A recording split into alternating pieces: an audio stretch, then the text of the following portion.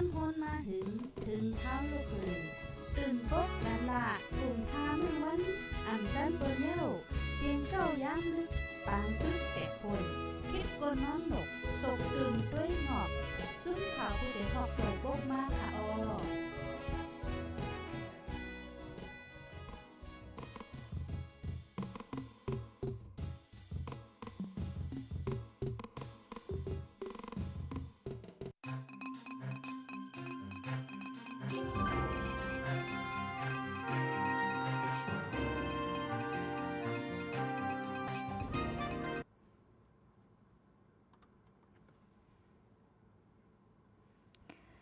มาส่งค่ะอ้อมาส่งถึงพี่น้องเฮาค่ะตั้งเสียงกูก็กูก้นในวันมื้อในค่ะอ้อ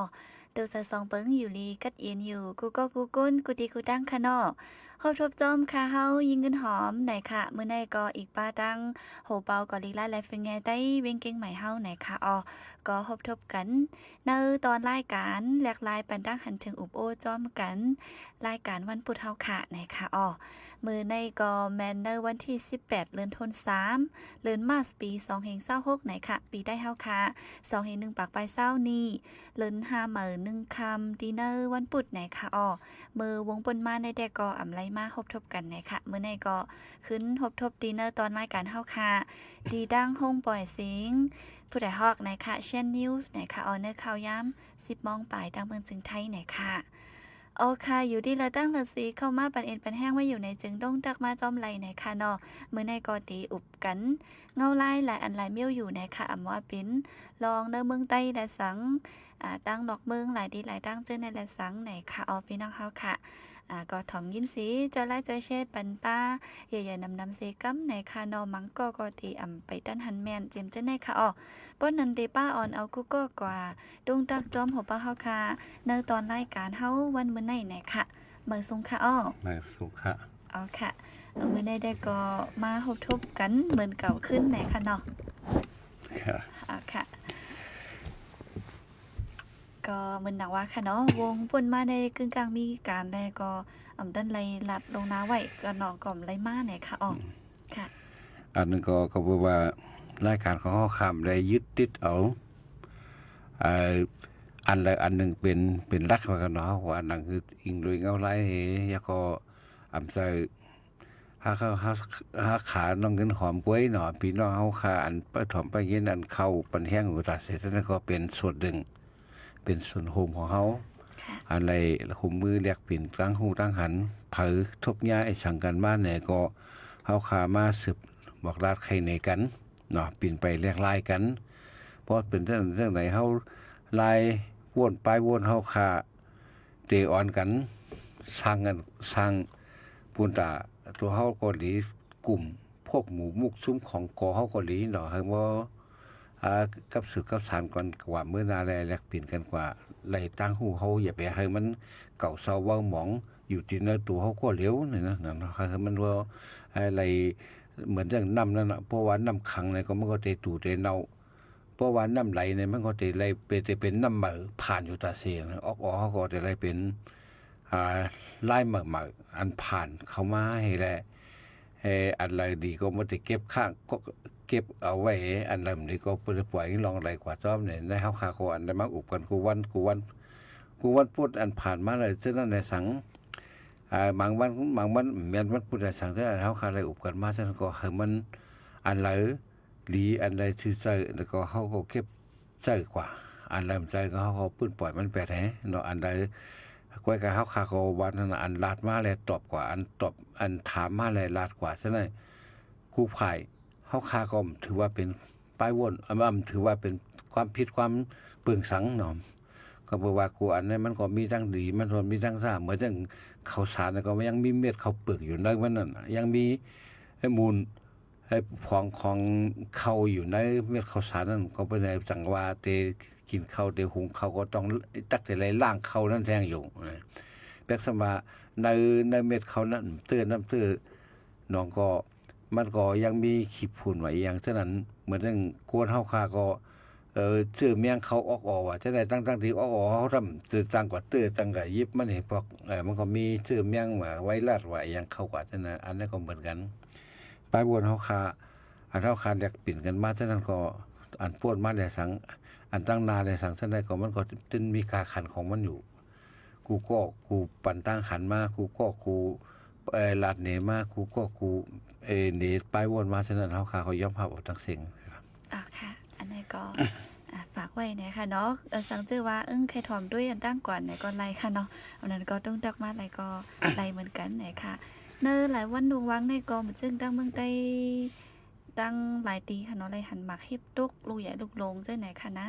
มันจึงตั้งปอดเมืองสู่เจ้าไหนก็ หมักเฮ็บตุกค่ะเนาะสนแตงเจ้าไหนลูกก้อยนำว่านำค่ะเนาะตั้งปอดจานเจ้าไหนไล่หันค่ะพี่น้องเฮาค่ะเพราะว่าบางเฮ็บก็มันก็เป็นเฮาตั้งเฮาได้เพราะว่ามันเป็นแห้งพายุแต่มันต้องตั้งค่ายว่าพายุเนี่ยมันเป็นแห้งลมอันแรกไม่เป่าแข้งให้แลอันน้ำแข็งอันก็กามอยู่เนือกลางหาวนั่นบอกไอ้น้ำไอขึ้นกว่าก่อกลุ่มเป็นบอกกลุ่มอยู่ฉะนั้นมันก็ให้บอกกลุ่มเลยกำนำได้เฮาได้หาในข้าวฝนนั่นน่ะเนาะอันนั้นนะคำใหม่ในเขาว่าโลตั้งเพราะว่าแต่มันแต่มีลมแห้งลมแรงเนี่ยฮะว่าแต่สิว่าลมแรงเพราะลมแรงมาเลยปัดเอาเขานำว่าขอคนต่างๆแล้วบ่เป็นบ่ปิวเนี่ยมันจังเบิ่งหลงอันเปิ้นมีห้วยมีอันเปิ้นมีลอยได้เอากว่าเป็นพื้นนั่นน่ะหลังคาเขาเนาะจอมเพื่อนเขาจังได๋จอมปิวมาจังนั้นเมืองเฮาก็มันมีอยู่เพราะว่าอันตีวานป่างวานเป้งเนาะวานอันมีห้วยมีลอยวานอันมีจนไม่จนตอกเนี่ยมันก็สร้างยาลมแรงอันนั้นก็มันก็ยึดได้เพราะว่าเมืองเฮาได้มันก็กำดำมันก็มีห้วยมีลอยได้มันก็เฮกันได้ลมแห้งลมแรงตรงฉะนั้นและเสตาก็ก้อยกาฝ่ายนึงได้อันเดอกลางเฮาสูงนั้นมันมีลอยกว่าเฮมันไหลมันก็พัดใส่หมอกกลุ่มอะไรก็ตกมาเป็นน้ำแข็งอันมันก็กามอยู่เนือกลางเฮานั่นเนาะก็เฮาว่าเป็นมาเฮ็บไหนก็ได้เพราะเมืองเปิ้นได้มันมีจนมันมีรอยเฮกันไว้เนี่ยมันก็ลมก็ปัดมาแห้งเหมือนจังแห้งลมน้ำบางหลายว่าจังได๋ก็เหมือนกันบางพวกให้ตั้งไว้ตั้งแห้งมันน่ะถึง1ชั่วโมงน่ะเป็น 2-3 กิโลจังได๋มัน1รวมมาเป็นปากกิโลจังได๋มันก็1ชั่วโมงว่าเนาะหลายว่าแห้งนั้นมันก็ขวัญนั้นมันก็เอาสูงขึ้นนั่นแหละสร้างเป็นเหมือนจังสึนามิ5อย่างเช่นในแทงน่ะเพราะมันพัดแห้งขึ้นมาในเหมือนจังเฮ็ดให้น้ำในมันปรุงสูงขึ้นเมื่อมันยุบลงกว่าน้ำมันก็เม็ดแต่มีแห้งถอยใจมันได้ขึ้นได้ลงยุบขึ้นไอ้แลสูงขึ้นยุบลงไหนยามเหมือนมันถิบขึ้นมาแห้งลมซะมาพัดใส่แล้วก็ขวัญน้ำนั้นมาเอาปรุงสูงขึ้นกว่าพอปรุงสูงขึ้นมาแล้วก็ถึง2-3 เมตรนั่นมันก็เป็นขึ้น4-5 ชั้นสร้างสูงมันเพราะว่าเป็นคน4-5 ชั้นมันก็ข้ามฝั่งพ้นฝั่งบ่พ้นฝั่งในเหมือนจังเบอร์พ้นมาเมืองไทยยาสึนามิในมันก็คนตายนับโหเองน่ะคนเมืองเปิ้นมีปังหลายในเมืองเฮามีปังหลายเฮามีปังหลายก็เฮาก็มีแฮงลมนำปังหลายเฮาได้มีแฮงลมอันมาจอมธรรมชาติมันผ่านมาตั้งกลางเฮาผ่านมาตั้งกลางเฮาแล้วก็พ้องลงเตี่ยมเฮาก็จะมีหลอยมีต้นไม้เนี่ยก็มันก็เฮปันเฮาแหละมันก็ถึงตีนั่นยาก็แทงอันก็ลมปั่นผีหุงอันเฮาใกล้ว่าลมปั่นผีหุงลมพวกเรียกก็ลมปั่นตาไก่ว่าอย่างเช่นนั้นน่ะมันก็เฮาจะเป็นลูกอ่อนแล้วแต่ใกล้แล้วนั้นมันปั่นวิเนาะให้เอาผลมุกหลุดเอาผลมุกขึ้นกว่าเพราะเป็นเมืองเปิ้นมันเตแห้งนั่นน่ะก็เบอร์มันมีรอยเฮไว้เลยมันก็เตมาแห้งพวกมาแห้งหลุดเอาขึ้นเป็นลังขึ้นกว่ารถก้าวไว้แดนต่างๆท่านใดก็เอาเบอร์หลุดขึ้นฟ้าลงกว่าท่านั้นก็เหมือนจังเฮาหันหนังท่านั้นมันเป็นเตมีเตจังนั้นว่าแล้วก็ธรรมชาติของโลกอันเป็นอยู่กูวันนี่ค่ะก็จะเฮกังค่ะเนาะมันการเฮกังมันก็อยู่ที่โคนเฮาเหมือนจังแผ่นดินไหวว่าน้ำท่วมอาจจะมันอยู่ที่โคนเฮานั่นน่ะก็เพื่อโคนเฮามันก็ขุดอยู่ที่นั่นก็ขุดดินคือเฮาว่าขอเสียมหวานมากไว้ขุดลงแล้วมันหลวมแล้วเนาะมันจะบ่10มากลูกปากมากเฮงมากแต่เดี๋ยวเปิ้นขุดแสงบ่นำบ่ขอเสียมขุดเอาเปิ้นเอาจาก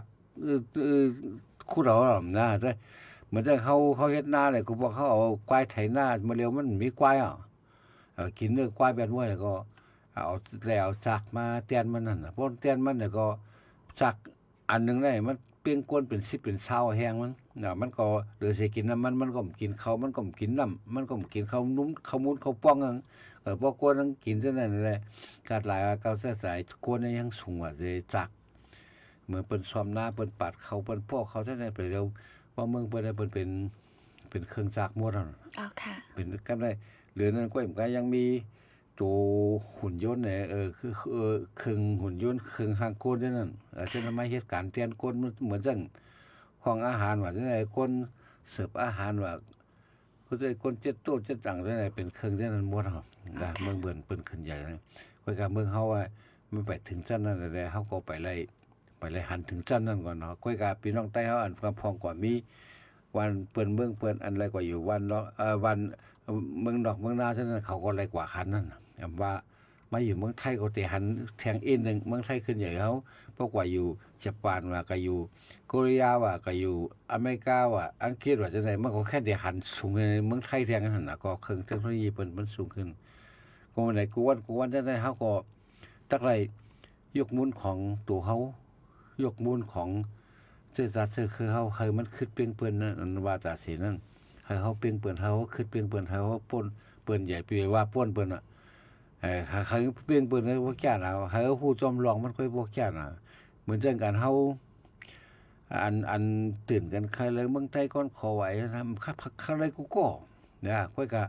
ตาจะเอาเงินอย่างมาใช้ต่อถึงวันเมื่อไหร่เหมือนเรื่องย่างเขาปืนเผาแล้วก่อนขอจังเอาเงินย่างก็ต้องไปมินะฮะมันก็ได้ใช้เงินมันเงินไทยอยู่นั่นเว้ยย้อนไปซั่นน่ะตาได้เป็นมาอันมีเขาเฮ็ดเอาของกล้วยเนี่ยเขาสิห้างเพิ่นพยายามจะยอมรับในโลกเลยเพิ่นพยายามจะยอมรับเงินเฮาพยายามจะเฮาเงินของเฮาก็ซื้อก็จ่ายบ่จังไรเหมือนอย่างป่นมาเมื่อ7 8 9ปีฉะนั้นเมืองไทยก็มีว่าเฮ็ดวัดไต้กว่าอะไรเมืองใดก็อะไรนะมันพอตำรวจยอบบ่จ้าหาว่าตำรวจไทยมันฉะนั้นมันเปลี่ยนความใดมันแปดกันแหลดกันมันใส่เขาได้ใครเปลี่ยนก็มันอันเต้ๆมันเปลี่ยนระหยาบนั่นน่ะเพราะเฮาบ่นไหนเพราะเฮาเอาตังหักตังเปียเฮาก็มันก็อะไรเปลี่ยนอะไรเนี่ยใส่เขาได้เป็นอะไรน่ะเต้ๆมันเปลี่ยนอะไรอาจจะได้ก็เฮาคาถูกไรอยากหลายผุนแปลงม่วนเมซ้อมยกน้ำกัดของเฮาขึ้นซ้อม1เฮาเต็มถังเด็กลงเบากัน2เฮาได้นับหน้าถือตากันพอเฮานับหน้าถือตากันก็เฮาก็เฮ็ดก็กันได้เฮาก็โฮมมือกันได้ตาที่ให้กว่ามื้อนั้นเฮาก็ยิบมือกันกว่าไรเพราะเฮานับถือกันได้เฮาก็ไว้หน้าไว้ตากันก็มันก็หลากันผิดกันกูวันนะเฮาซื่อสัตย์คือก็เพิ่นอย่างไรกูวันในพี่น้องเฮาในเมืองไทยก็เฮาจังใส่อย่างไรพี่น้องอันใต้เฮาอันมาอยู่ในเมืองไทยก็พี่น้องในเมืองไทยก็จังใส่อย่างไรไปว่าพี่น้องอันใต้อันมาอยู่ในเมืองไทยเหตุการณ์เป็นแรงงานก็อยู่อเมริกาว่าก็อยู่อังกฤษว่าจังนั้นมันก็เหมือนกันห้ามจะว่าเขาได้เงินต่อหลายวันนึงเป็น$100-200วัน$40-50ว่าจังได๋เขาก็เจ้าก็วันก็หลายเป็น$มันก็ล่ะนะก็เพราะฉะนั้นเฮาอยู่เมืองไทยก็ใช้เงินบาทในแล้ววันละ300-400ว่านั้นก็มันก็ข้าวซอยหวาน60-70มันกินหลายๆหวานก็ล่ะมันก็แก่ๆว่า3ก้อนเนี่ยกินเลยตายอยู่เว้ย3ก้อน20 70แล้วก็210บ่ล่ะบ่ได้เงิน300หรือสั่งเหลือ90สิป่วยหยังวันย่ำใจว่ากินวันเดียวกินตาเดียวกินมื้อเดียวเนาะวัน3ตาต่างเขาว่าไปว่า50ไปว่า70ว่าต่าง50ข้าวซอยหวาน50ไปกินอันของดีของวันกลางวันกินข้าวซอยกลางวันกินข้าวซอยกลางค่ำกินข้าวซอยวัน150กาเขานำมาทางนำก็เลยซื้อกินบ่ได้ขน10 บาทพอปกติในห้างอย่างนี้ไม่ไรกว่าน่ะ10 บาท15 บาทว่าซั่นน่ะครับได้อันการรถการลาบ่เหลียวได้เมื่อได้เข้ามาได้ว่าเข้าแถวเป็นครึ่งชั่วโมงว่าใส่น้ำมันไว้เนี่ยค่ะเป็นชั่วโมงยาก็เขาก็ก้นรถตั้งแต่เมื่อว่ากันคำตั้งหลายวันมาแน่เนาะเฮาว่าตั้งแต่ไปเกิดมันเกิดเป็นศึกตีอเมริกาดังอิสราเอลโฮมกันในบางดังอิหร่านนะตั้งแต่วันที่28สิ่งเดือนกุมภาพันธ์ต่อถึงก็จนถึงเฟบรุยมาต่อวันนั้นอันนั้นข่าวต่าง17 18วันเนี่ย ในมันก็เฮ็ดให้โลกปั่นบนหมดแห่งการของเฮาอำว่าที่ไหลว่าจะว่าแห่งการพี่น้องใต้เฮาไว้ในโลกนี่กูเมืองไม่ใจน้ำมันกันเมืองไทยเนี่ยเขาบ่บีบกันเตียกกันทัดถามกันว่าน้ำนั้นเหลือแทงหลายวันเสิร์ชแทงหลายวันเนี่ยกำพองว่า25 26วันกำพองว่าแทง90วันลัดซื่อๆลัดนั่นเต้ๆนึงมันก็น้ำมันอันตั้งดงบองซึ่งก็ว่าแบงน้ำมันเฮาขาดว่าเฮามีอยู่ว่าบ่มีอยู่อย่างสมาป้อปนกับสมาปั๊มสมามีไอ้ตั้งดงบองซึ่งว่ามีในเคียงบ่มีเนี่ยออกมาขายน่ะรถเพราะว่านำกำไรเพราะว่ารถกาเนี่ยในเมืองนี่เป็นปัญหาใหญ่ลงก็ตาได้กว่าตามมาเนาะเพราะมีรถกาเนี่ยมันจะเหตุการณ์ต่อต่างภาคเยอะนั่งเขียวอ่ะก็เขานำตั้งกินว่ากูล่องมันก็ใช้น้ำมันหมดใช้กาพวกใช้รถใช้กาเนี่ยก็ได้ใช้น้ำมันเพราะมีน้ำมันเนี่ยได้หือเมื่อเหลียวได้มันก็น้ำมันไหนมันก็ติดขัดอยู่เปิ้นจางส่งออกมามันจางส่งออกมาเนี่ยก็พวกจางส่งออกมาน้ำมันมีแค่จางส่งออกจางเอากว่าเอามาเนี่ยพวกจางเอากว่ามาก็เพื่ออย่างนั้นก็เพื่อว่าจะเลยพันคิวไอ้ปางหลายที่ในเกกังอิหร่านนั่นผ่านมาเนี่ยมันก็เป็นอิหร่านคุมไว้ในพื้นที่จังนั้นมันก็จางผ่านได้เพราะผ่านเหมือนจังเขาเมืองเขานั่นน่ะติลูก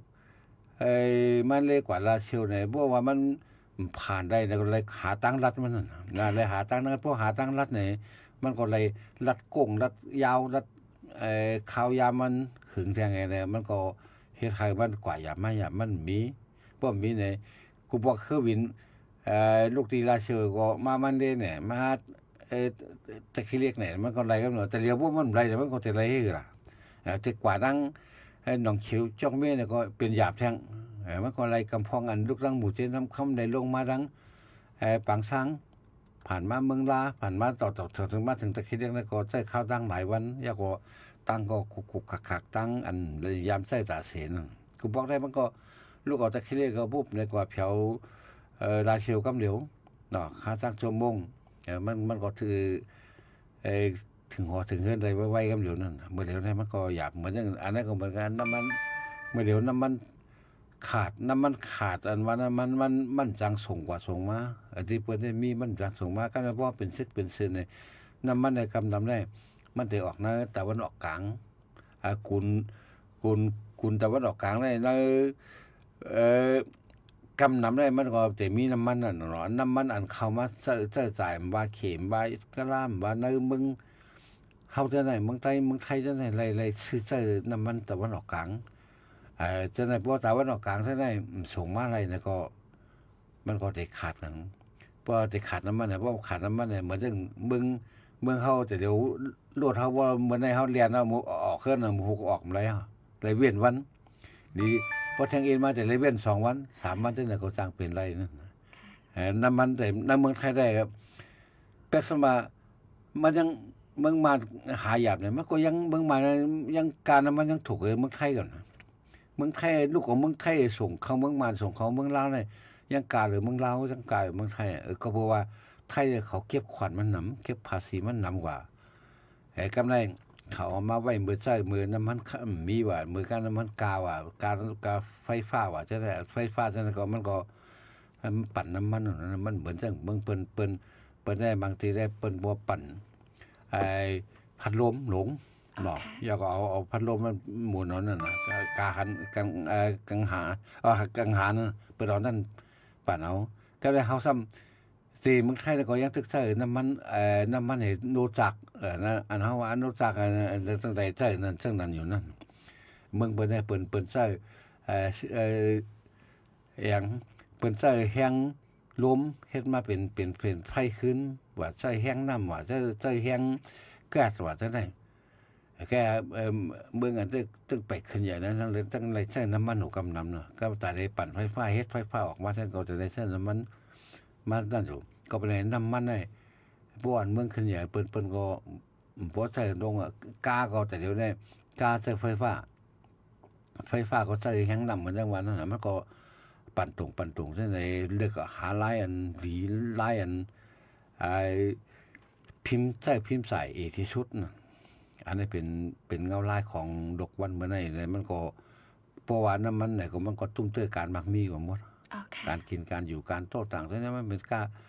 าก้นก็ตัดได้กว่าลูกที่การน้ำมันบุกปองเฮาว่า5 บาทจะเดี๋ยวเป็น10 บาทนั่นเนาะขึ้นเป็น 100% ปัก%นั่นน่ะไอ้มันกูบอกสร้างไว้ตั้งกินข้างในมันก็เป็นมา40มือมึงไตเขาก็เหมือนนะกูบอกเขาใช้หวาน3 ปี5 ปีถึงมาเดี๋ยวได้หวานหลายหมื่นเขาว่าเป็น10,000 20,000เนาะแล้วก็เพราะฉะนั้นมันอีกอย่างก็ยังมันอยู่เหมือนเก่าเพราะมันอยู่เหมือนเก่าในตัวทำได้อยู่เหมือนเก่าชีวิตเราทำอยู่เหมือนเก่าเฮ็ดเหมือนเก่าเนี่ยก็ตั้งรา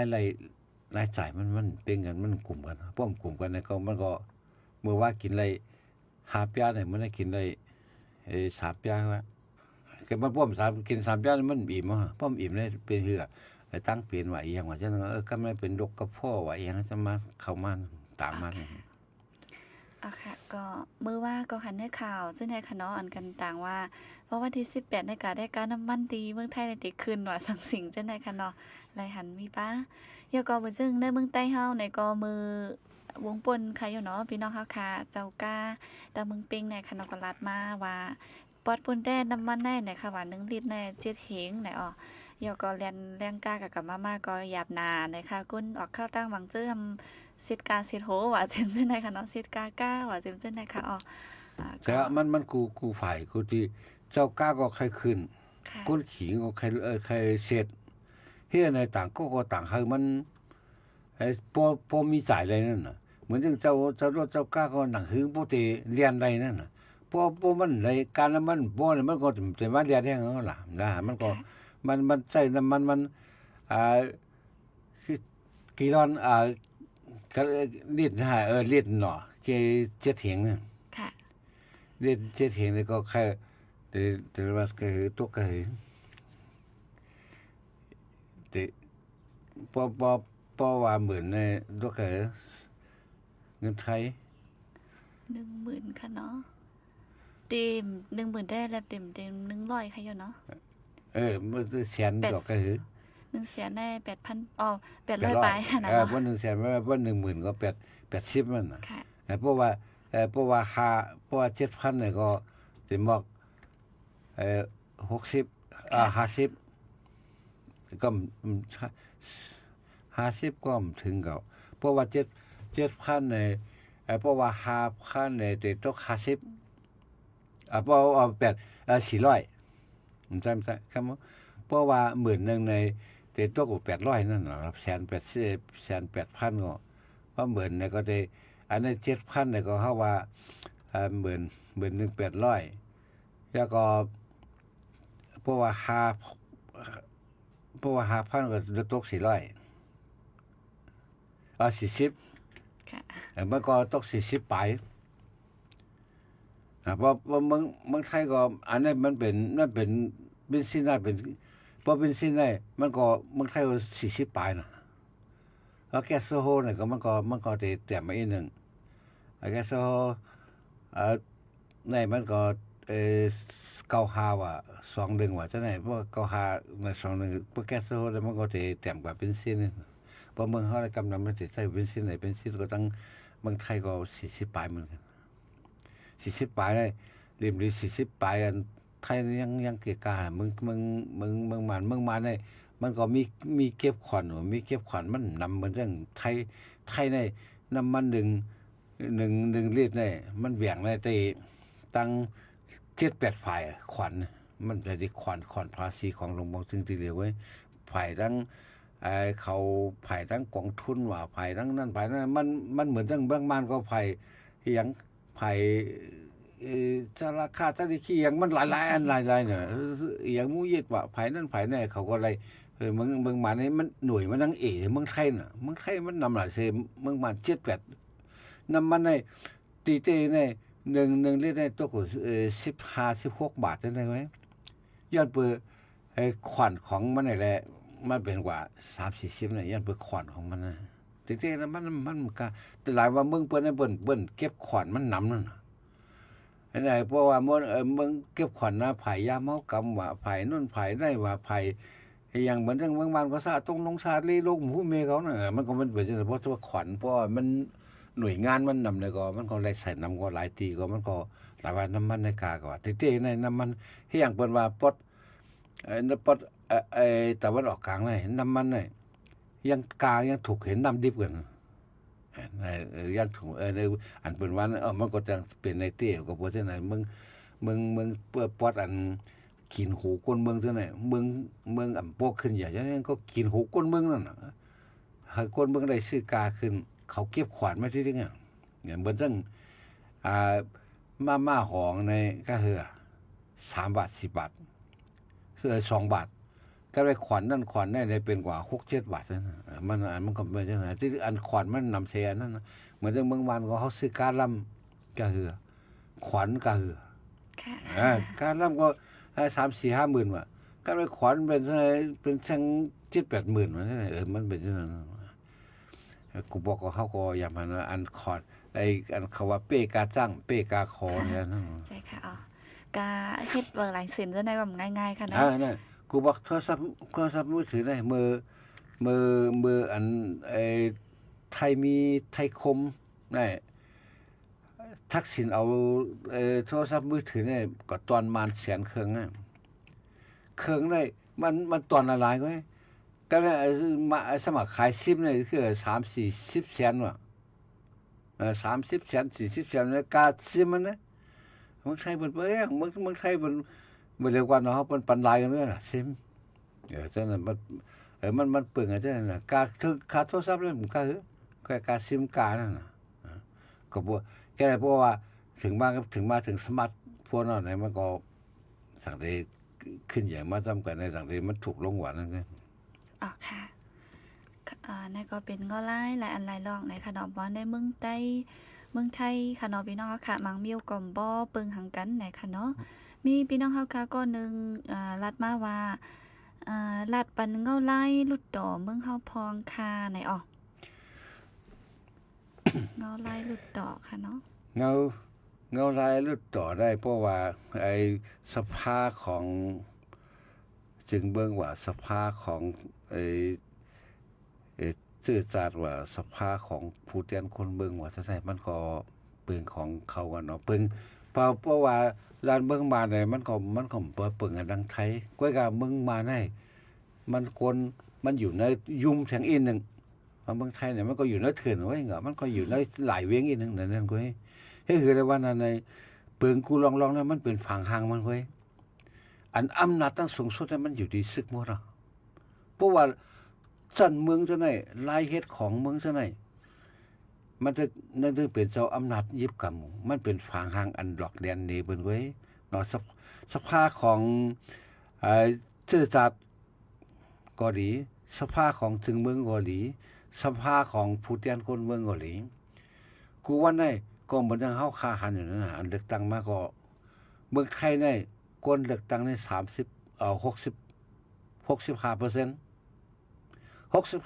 ได้ยังตึกเขาล็อกฝ่ายเจ้าอำนาจเขาอยู่เฮียงได้กวนโปว่าคนเมืองลงมาเลือกนำการมีการลงมาเลือกอันมีส่วนเลือกอะไรนั่นลงมาเลือกไหนกำไรเอาตั้งหันถึงก้นเมืองกำนำตั้งนำให้จังได้เป้อะไรเมื่อปาร์ตี้ของภายคนเมืองหลายปาร์ตี้อำลงเข้แข็งไรแล้วก็มันก็ถูกใจภายเจ้าอำนาจเขาปาร์ตี้ของเจ้าอำนาจเขาก็มกายก็โกนอันไรโกนอันอยู่ภายเจ้าอำนาจอีกตั้งแทงตั้งโกนอันที่พ้องหรือไรโกนอันกะไรกูเตียบไปว่าสังปูเกปูก้างว่าจะได้ใส่ปานเนอไหนก็คนเมืองก็ละยอมใส่ปานป้อมใส่ปานในเตหาเรื่องเตลึบออกว่าเตอย่างนั้นนะเพราะมันแค่ก็ยังเตมีการซื้อเสียงว่าเตมีการหลอกเงินกันได้เขาแทงตั้งนำนั่นการแค่ไม่เปลืองด่าที่เหตุการณ์นั้นจากไว้กันวนน้ำหรอกมันก็อยู่ที่อำนาจของซึกตำวางไว้ปานนึงไว้เตไรกว่าจำปรสีของเปลี่ยนชื่อมันมากไว้เปลี่ยนชื่อว่าอันเป็นตับซึกยึดอำนาจอะไรเปลี่ยนมาเป็นมีสภามีอย่าง อย่างรุดต่อในนั้นไว้สภาเนี่ยก็รุดต่อนั่นน่ะมันมีรุดต่อยาวไหนเพราะว่ามีรุดต่อมีสภายาวไหนกูลองได้บอกว่าเตออกมาที่สภาให้สร้างขึ้นมาสภานั้นเป็นที่สร้างปักสร้างปึงสร้างพื้นฐานของการ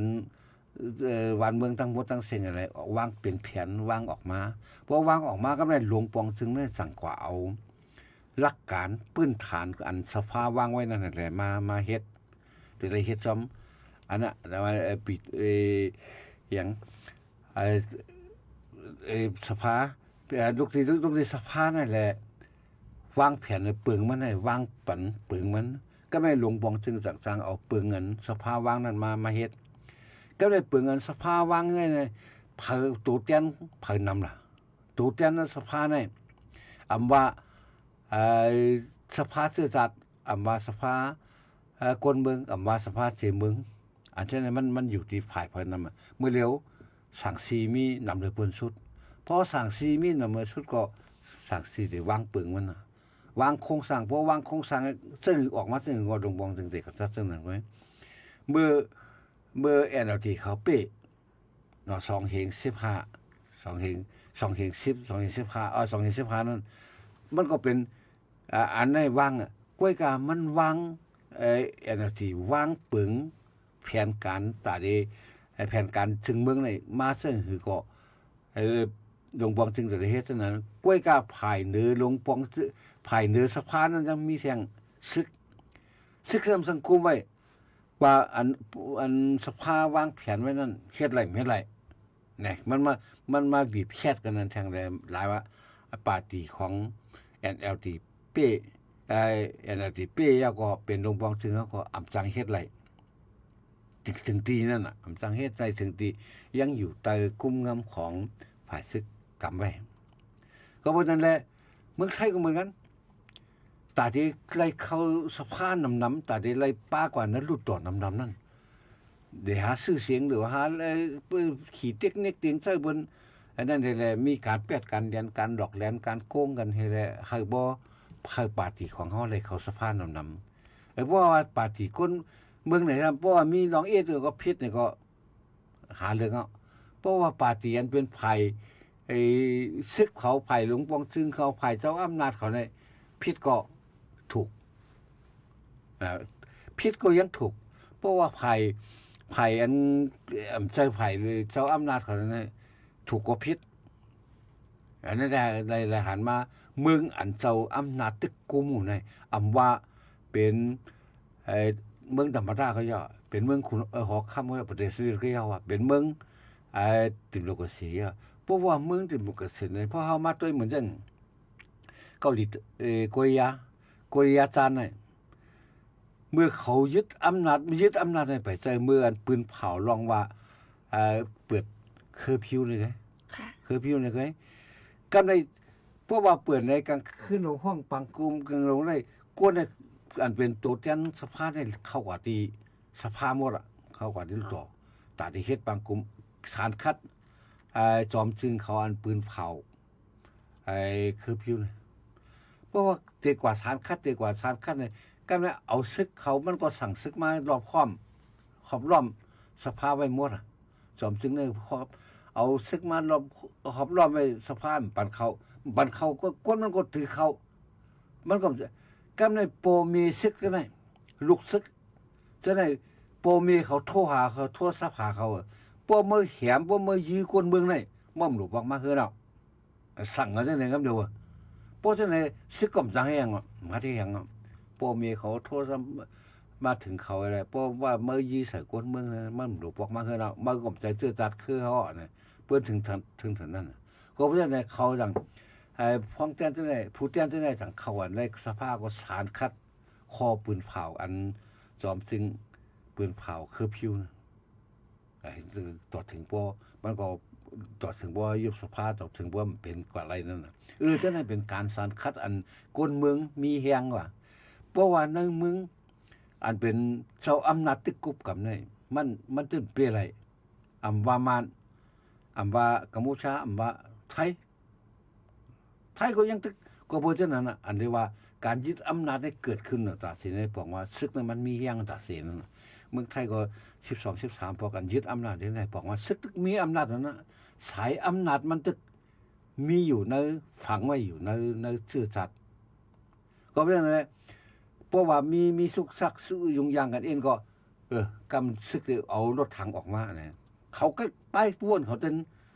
ซื้อฝังไว้เช่นนั้นไปเนาะแห้งอะไรวันนั้นเลยมันก็เปิดว่ามันใกล้เปลี่ยนใกล้มีนั่นน่ะเมืองไทยก็บ่ใกล้เปลี่ยนใกล้มีเนี่ยสั่งว่าไรกูเพราะว่ายึดอำนาจเรื่องกำเนี่ยก็มันก็วันเมืองก็ตกแต้มก็เป็น10 ปี20 ปีนะแต่เด็กปืนพูดขึ้นมาอะไรเนี่ยมันก็จะง่ายๆน่ะจังได๋เมื่อเรื่องในไปยึดอำนาจให้ก็มันก็ปกป้องมาวันเมือง8-9 ปีว่า8-9 ปีเนี่ยอันนั้นคนเมืองก็สั่งลูกสั่งตื่นเนี่ยแล้วก็ต่อถึงเงินนาเกนั้นยังมีโควิดแทงไงปัญหาต่อถึงมากก็ซึกก็สายอำนาจซึกสายอำนาจของจึงเมืองหนึ่งอันนั้นเพราะว่ามันจะฝังไว้ฉะนั้นวันเมืองมันขึ้นอย่างไรมันปุ่นมันม้วนเมอะไรมันแดกลายอะไรก็เพราะฉะนั้นแหละอันเฮาเป็นเฮาย่าอย่างเมื่อไหร่ว่าเฮาอยู่ในเมืองบานก็ดีว่าเฮาอยู่ในเมืองไทยก็ดีอันนี้อันสายตาของคนเมืองหันเนี่ยมันจะมีสายอำนาจเชียนใหญ่หลงฝังไว้เพราะว่าก็ในตาเด็กคนเมืองเตมากขึ้นเป็นใหญ่ว่าโหเสือเผือกแต่มันบงคลานะแค่มันเป็นพักหมีพักกี้โหเสือคือว่าเสือเผือกว่านั้นมันก็เป็นปากเป็นเสียงอะไรคนเมืองเขาอะไรกันนั่นก็อย่าไปเฮมันมาตบต่อหน้าต่อตาตบแก้มตบปั๊บปิดเปิงมากันนั่นก็อันนี้อะไรสังเกตในเฮาคมอะไรก็กำดีนะมันก็ดีอยู่เมื่อเขามีตัวแทนเขาอยู่พร้อมเมื่อมีแฮงก็การมีอำนาจมี power มันก็มีอำนาจแต่ก็ยังเอาหางมันได้หลอกนกหลอกหนูอะไรนะเอาหางมันนี่เป็นผู้แทนนะนี่เป็นผู้แทนเท่านั้นนะก็มันก็ตะเตหลอกนกหลอกหนูอะไรอยู่ก็หากว่ามีอำนาจเต้ๆเนี่ยมันบ่มีอะไรนั่นเหมือนกันเมืองไทยอันเป็นอยู่เมื่อเร็วท่านก็เขาตึกเลือกเขาตึกปิดสภาเมื่อวันที่สภาในก็มาในก็มันก็บ่คันอยู่นั่นน่ะตัวดีตัวซ่าตัวอันคนเมืองขันว่าดีคนเมืองขันว่าดีอันชื่ออะไรชื่อเสียงในเข้ามาเนี่ยเอาเจออำนาจในเข้ามาเนี่ยใช่อย่างนั้นแต่เจ้าในการเมืองการสภาเท่านั้นการสภานั่นสิเป็นเหือนว่านั้นมันก็เตเป็นเหมือนเช่นอันซึกปกป้องไว้มันเตอยู่ใต้มือซึกปกป้องไงมันก็เตชื่อมันก็หลายเหมือนเช่นเราเนี่ยก็เป็นโคดนั่นเป็นโคดมันเราได้เราอันเก่าไว้บอกเขาเนี่ยก็เป็นมองไว้เขาเนี่ยก็เขาสงสารทงเดียวนั่นไงก็เพราะฉะนั้นเฮ็ดเพราะว่าสภาเนี่ยเป็นการวางโครงสร้างวางแผนออกมาในสภาตาดงวังซึ่งที่เอากว่าเซอร์ก้วยกับสภาก็ซ้ำเพราะยังตึกอยู่ใต้อำนาจอันหนึ่งว่าอำนาจซึกกุมไว้อยู่แต่มันก็ออกแผนอันดีเช่นนั้นแล้วเมื่ออย่าไปหึงป้วนเส้นได้เมื่ออย่าไปหึงป้วนเส้นได้เนี่ยเขาก็ตื่นวางมาเท่านั้นก็เป็นอะไรมีสภายาก็ดีมีสภายาก็ดีมันก็เปิงกันก้วยกับพอมีสภาเนี่ยมันก็จะมีอายุมัน5 ปีเมืองบ้านว่าพอเมืองไทยได้4 ปีเพราะว่ามีสภาอายุ5 ปีเนี่ยเพราะว่าเขาคัดสรรเขาก็มันปั่นแห้งว่า1ดอกถึง10 possible นับมาเพราะนับมาทางการเพราะเขาแข่นเนี่ยเขาก็จังเป้เนี่ยอันนั้นมันเป็นตื้อตังเป็นโอกาสทางอันนึงก็ให้แค่นหลีเรือเสียว่าป้อมมีปังเลือกตั้งมีสภาเนี่ยแต่อยู่ทางในเงารับสินนั้นทางหลาย10 ปีเขาก็ฮู้มันยึดอำนาจแล้วมันก็ป้อมปืนเปล่าเลือกตั้งเนี่ยก็มันก็อยู่กับติ๊กๆอ่ะยาวๆกว่า10 ปียาว20 ปีก็ก็เพราะว่ามันยึดอำนาจได้เลือกตั้งเป็นมีสภาขึ้นมาเนี่ยบอกว่าเก่าได้อยู่ทั้ง5 ปีแต่ทั้ง5 ปีทั้งนานเนี่ยมาแข่งกันทั้งหมดเนี่ยคนเมืองใต้เขาก็ซ้ำพอเลียดป่นกว่าเขาว่าเนาะเลียดป่นในถ่อม NGO เจ้าไหนมาเขาสารคัดเปิ้นสารคัดอเมริกาสารคัดว่าอังกฤษสารคัดว่าเขาก็สารคัดเพราะสารคัดเขาก็มีต่องกี้ลงเป็นเมืองหลวงของไต้ว่ะตัวแทนไต้มีล่ะก็เพราะว่าสารคัดนั่นน่ะยักษ์อะไรสั่งน่ะเปิ้นว่ากำขี้ยังดีเสกำตดกำขี้นี่ยังติดมือกำตดนี่มันติดมือ ก็ว่าจังนั้นแหละใต้เฮาได้สิได้วนไล่เหมือนน่ะเปิ้นสารคัดเฮาสารคัดอันนี้มันจะปันแฮงเคยกำแถมปังเลือกตั้งเจอมือตั้งก็ลาดปันแฮงกำแถมปังเลือกตั้งแต่เฮาดอกเข้าหิมปังเลือกตั้งได้เทียบตัดปันเขาว่าสู้ได้อยู่ในอำนาจแห่ง5ปีเว้ยเพราะอยู่ในสภาเนี่ยเพราะเอาเขาเขาก่อนในสภาเนี่ยเขาได้อยู่ทั้ง5ปีเพราะว่าเขาสภาเนี่ยอยู่ในอย่างซึกคุบยึดอำนาจเนี่ยทั้ง10ปีก็หู20ปีก็หูมันมีตัดเส้นมันมีขีดเส้นปันอันจะไหนสภาเนี่ยเปิงหลวงมันก็อย่าไปกว่ามุ่งว่างว่าเตออกปักเปิงสภาเนี่ยเป็นออกโครงสร้างเฮ็ดโครงสร้างออกปักเปิงปันเทศตาเดวางแผนปันหลวงปองซึ่งเอามาใส่ถือในนั้นก็มันปองสังอันชื่อมันได้อันสภาเจอจัดสภาถึงเมืองสภาผู้แทนว่าจังนั้นเหมือนกันไว้ขี่มาขี่แล้วอันนี้ก็เป็นข้อถามลีกค่ะเนาะพี่น้องเฮาค่ะบ่มาด้วยไหนแต่ก็มือวันที่16มือซึ่นค่ะเนาะนั่นแต่ก็ซึ่งมันจัดยาวกว่ายาวบางกลุ่มสภาค่ะเนาะก้นเมืองค่ะเลยเลือกกว่าโฮเปาแต่ก็ได้เป็นอุเคนยีนะคะเป็นโฮเปาปฏิสังสีเลยเป็นโฮเปาร่วมสภาก้นเมืองกว่าค่ะเนาะแล้วก็แก้มมันก็ได้เป็นหมองโอ้งนะคะอันนั้นทำเป็นพ้องลงฝ่ายห้องการข่าวนะคะเนาะก็มาหับเป็นแกมโฮเปาสภาก้นเมืองไหนค่ะเหมือนซึ่งแทงสภาเจเมืองแลเติงว่าเสื้อในเขาก็ติดจัดกว่าติ๊กๆค่ะเนาะแลจ้อมหนังอันที่ซึ่งมันปืนเผาไว้แต่ก็ไว้หลังซ่อนนำก็ตีอันขอดพอดจุ่มลงปองจึงอันเมื่อในนั้นค่ะเนาะเขาได้ก็ลาดไว้เจอหนังนั้นค่ะก็แต่เฮ็ดกว่าติ๊กๆย่องก่อนค่ะเนาะก้อยกาเหมือนเรื่องว่าค่ะอันเปไรดินนางนำก็เป็นสังสีนั่นขนาดเนาะเอาค่ะมีพี่น้องค่ะถามมาแทงว่าเงาไล่เหมือนตัวเหลียวในจ่องเข้าออกกว่ามาง่ายเหมือนจะใครมือเจอเฮินเจอหางเจอไหนเนี่ยเพราะว่าพาสปอร์ตในกูบอกแท้แห่งการเฮากันเนาะแห่งการพี่น้องแห่งการใต้เฮาได้ลูกตีเมืองไทยลูกตีกรุงเทพไปก็เขียวบินเบอร์ไรกำเดียวนั่นน่ะเนาะบ้านลูกตีเชียงใหม่เมื่อว่าลูกตีเมืองเกาะว่าจังได๋เข้ากับเมืองมันนั่นก้อยกะมือไรมือเหลียวตาเด็กออกมานี่ขึ้นหยาบในใจการในใจพาสปอร์ตของแห่งการด้วยนะพาสปอร์ตออกนอกเมืองนะหนึ่งในอันหนึ่งก็อายุเนาะอายุก็ในอันหนึ่งเขาก็ยังดังอันตาที่เก็บซึกอันนั้นก็ยังไปหมดกว่าเพราะนั่นก็แผนเขาก็ยังมีอยู่ก็เขาใครอะไรก็เขาเดียวแล้วก็เขาใครหาเดินก็เขาได้หา2อันโกนกับเหตุการณ์เมืองดอกแล้วก็อันตาที่มือในอันหนึ่งได้มันก็จอมหลานตะคิเล็กก็ดีแม่วัติก็ดีอยากว่าตั้งเคยบินก็ดีเนาะอันจะได้เมื่อไรก้อยกาตาได้เข้ามาขึ้นในมันก็ได้มีรองหยับเพิ่มว่าเขาได้ทัดถามนำเดือเสียป่วนมากว่าก้อยกาเพราะว่าเป็นไรในมันก็นอกจากอันเฮาคาราอยู่ในเฮาคาฮูคมข่าวทั้งหมดค่ะปีตักจะได้สอบถามด้วยว่าในพื้นที่นั้นเป็นชื่อวันแต่วันมันก็แตกลายกันมันก็เหมือนเงินนั่นน่ะเพราะวันเหมือนเพราะว่าอันนั้นก็ดีคุกจะอะไรอันที่คนเขาว่าวันผีหลงเหลาเรียกเป้ยตั้งห้องว่าผีลูกหลงเป้ยตั้งจานไว้อย่างจังไหนมันก็ใครเหมือนเรื่องก็เป็นได้ว่าอันคูปองเขาได้รับสอนจังไหนกล้วยการนั่นก็เหมือนกันซ่อมยันดินจังไหนบางวันก็เงาลายเป็นอย่างมันก็เป็นอย่างไล่มันก็ง่ายเหมือนในกว่ามาง่าย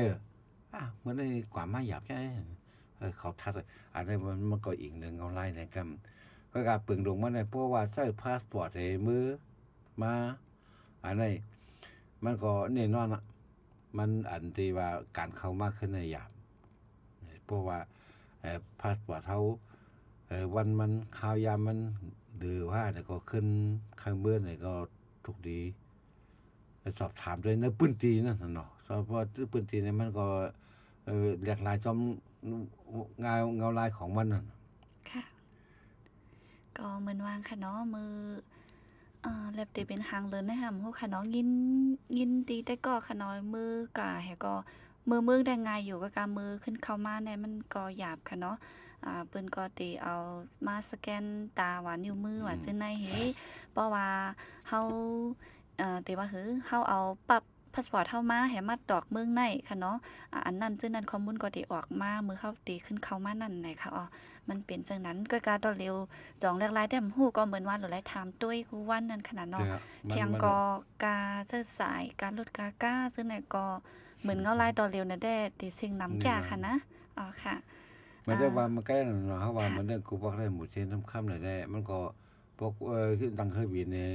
ลูกมันดีกว่าเนี่ยลูกตะเครียกกว่าเนี่ยเพราะว่ากว่าตั้งแดนดินตั้งตะเครียกเนี่ยก็ลูกตีตะเครียกกว่า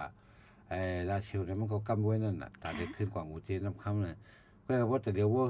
คือบินกว่ามาอะไรเนี่ยมันก็จะได้ใช้ข้าวตังหลายวันนั่นน่ะเนาะแล้วก็ลองอยากเผื่อเช่นก็จะมีเสียงซ้อมได้เกณฑ์นั่นก็ซ้อมเก๊กซ้อมหลานไว้อย่างเช่นก็จะมีจังมีปัญหาแทงนั่นน่ะเนาะมันอาจจะก็ยากกว่าทางงานก็หลานเช่นคนนำมานั่นซึกหนึ่งจุ่มคนหนึ่งหลานนั่นหลานถ้ามีหลายตีแทงหนึ่งเว้งก็ต้องมีหลายหลานเลยอาจจะว่าเจ้าก้าทำเลยปันขวานเขาเพราะเจ้าก้าเลยปันขวานเขาเนี่ยก็มันก็กาก็เพิ่มขึ้นมาเลยขึ้นมาแล้วก็อันเมื่อไกลอันที่น้องเงินของวัดมันอันพาสปอร์ตก็มันก็มีจะมีพาสปอร์ตหลายอย่างนั่นน่ะปั๊บเขียวปั๊บแดงเท่า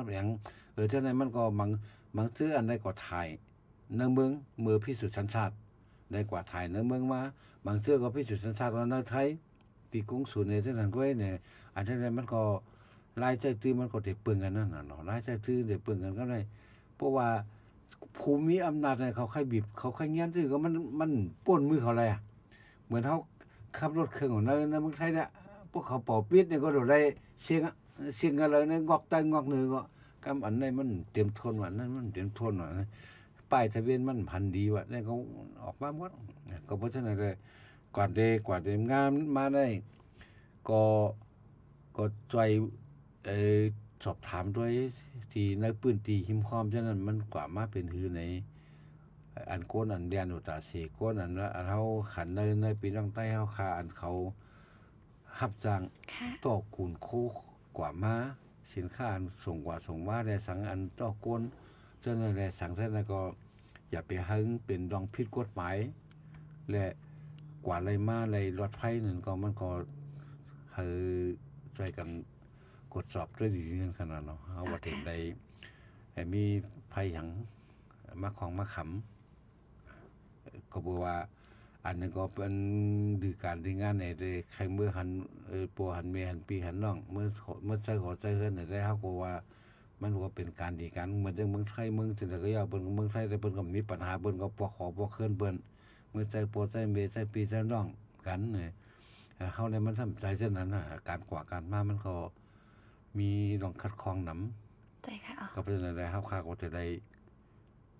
วนสอนนำถึงเพิ่นเองใจค่ะ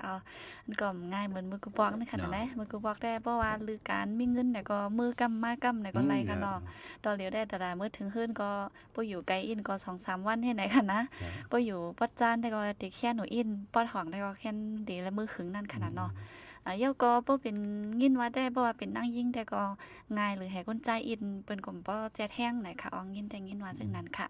ก็ให้แน่นอนหรือเปิ้นได้เหมือนโหบ่คลัดกว่าค่ะเนาะถามด้วยพี่น้องเฮาค่ะอันดีรับส่งแขกเขากูวัน5นั้นก็ตอกโคกุนจังได๋เขาออกจ้อมแหลนลินกูวันเขาตื้อติหูหลีนั่นขนาดเนาะค่ะสั่งว่าใครมือข้าวหรือ5ไหนค่ะนะ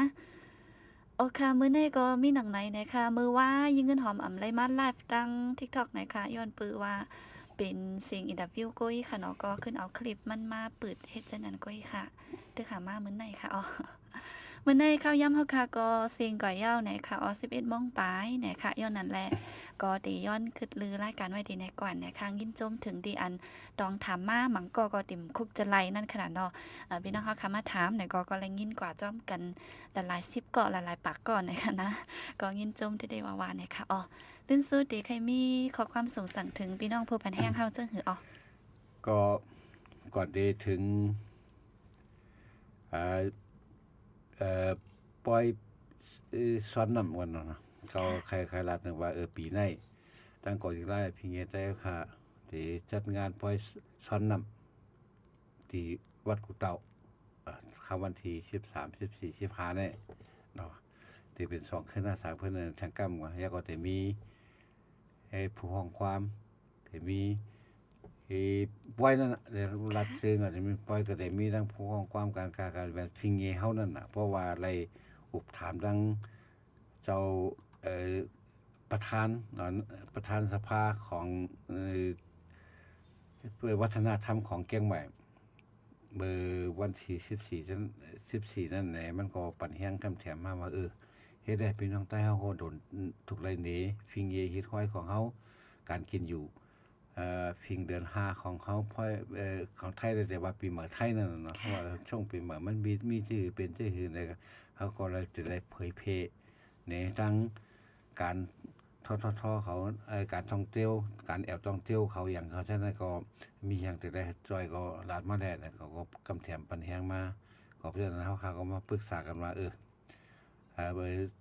สงกรานต์ในเพราะว่าสร้างจัดได้ก่อนเนาะสงกรานต์ในเพราะว่าได้มื้อหอมมื้อเฮิรนในเพราะว่าเฮาเป็นน้องเฮาในเชียงใหม่เนาะอำนั้นก็เป็นน้องใต้เฮาต่างที่สีแดนอันมาเลเชียงใหม่อันมีอยู่ในเมืองเกาะก็ดีอันมีอยู่ในในเมืองไทยเนี่ยครับกว่าสามารถเนี่ยเอาปล่อยสังขารปล่อยซ้อนน้ำปีใหม่ใต้ที่ปีใหม่ที่เชียงใหม่นั่นน่ะก็เวเข้ามาปั่นแฮงมาเฮาคาแต่มีปางปล่อยอยู่กลางคืนมากกว่าเพราะว่ากลางคืนกลางวันได้ก็พี่น้องเขาจะเล่นน้ำเล่นดองกันแล้วก็กูปีในเชียงใหม่ในอันขึ้นเนี่ยเปิ้นก็ได้แต่เป็นที่เมย่านั่นน่ะเนาะที่เป็นที่เมย่านั้นผู้ว่าเมย่าเนี่ยก็ว่าส่วนกำนำก็จะเป็นพี่น้องคนเมืองคนไทยเขามาเต็มผู้ใหญ่คนดงตั้งเด็กด่วนวัยรุ่นกูแซมแต่มาเตรียมกันนั้นว่านั่นได้30 วันได้เพราะได้ผ่านตั้งเสร็จนั่นผ่านแล้วก็ในเตเฮาขายได้ก็แทงอันนึงก็มันก็เปิดได้มาเฮาได้มีเจดีย์ของซ้ายเนาะเปิดได้มาดูตุ้งโด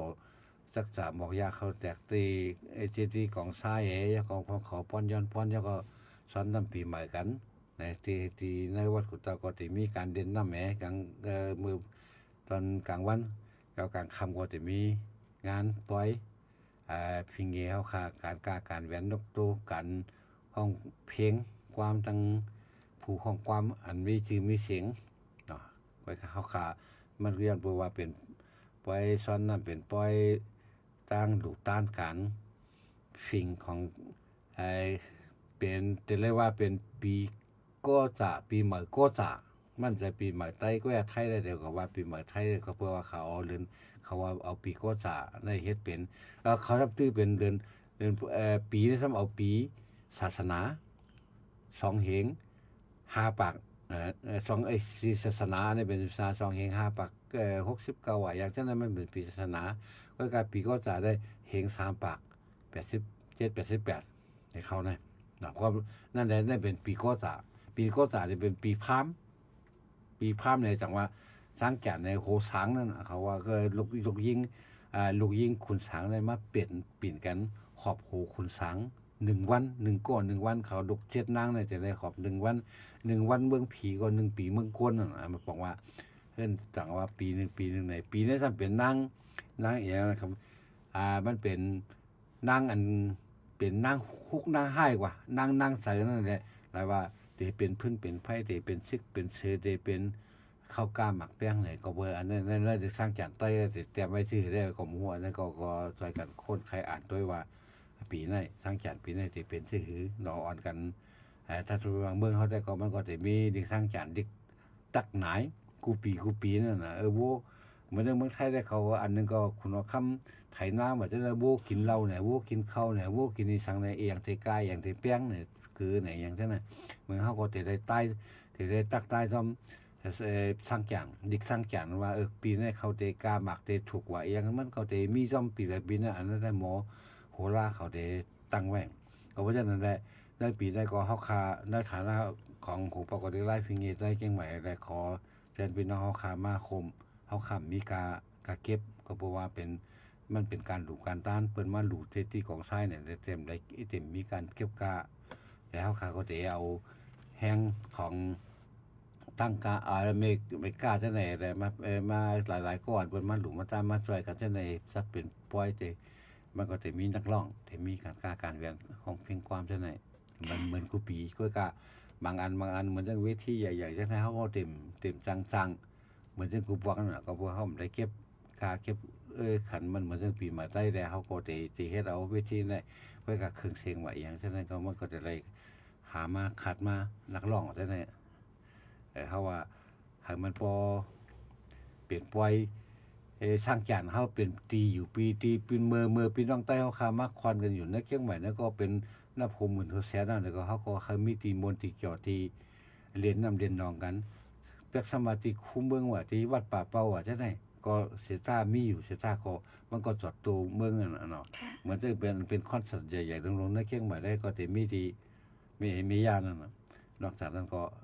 นัดใต้เขาก็ใครมันพอมีมุนตัดที่ใต้เขาอะไรถ่อมเพลงความใต้เขาเนี่ยก็เขาคาที่จะที่วัดกุเต่าปีใน2เหง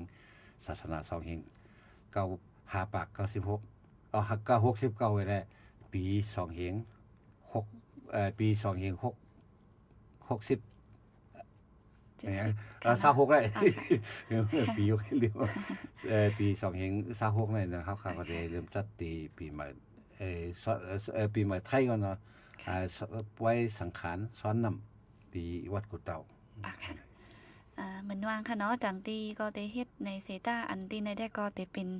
แนวไต้ๆนั่นค่ะเนาะจึมไรเมื่อเฮิรนเนี่ยก็ลองใจถึงเฮิรนจึงได้ดีหายกว่าอินค่ะนะจะเป็นอย่างนั้นค่ะเนาะความเงากันค่ะก็เป็นของเงาหลีนะคะมื้อนี้ก็เหมือนจึงว่าค่ะเนาะเลินหาหมายนึงคำเอาค่ะเอาไว้ได้ไว้ว่าค่ะนะต่างดีต่างตั้งแต่ก็ตึกมีป่วยสั่งร้องอยู่วันในเซต้ามันก็เลินหาซ่อนนำก่อมป้อหึงเอาค่ะเนาะแทงกำก็ถึงเหี่ยวนะคะอ๋อก็ฝากไว้หนังไหนนะคะอ๋อเพราะฉะนั้นก็ย้อนขึ้นลืมรายการไว้ดีในเซก่อนนะคะเนาะสังเจอว่ามี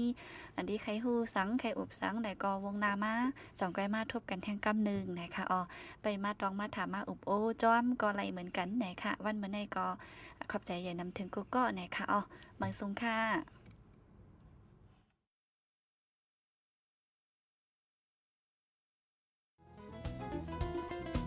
ผู้โดยหอกคันปากพาวฝากดังตู้เสียงโหใจกวนมึง SHAN Radio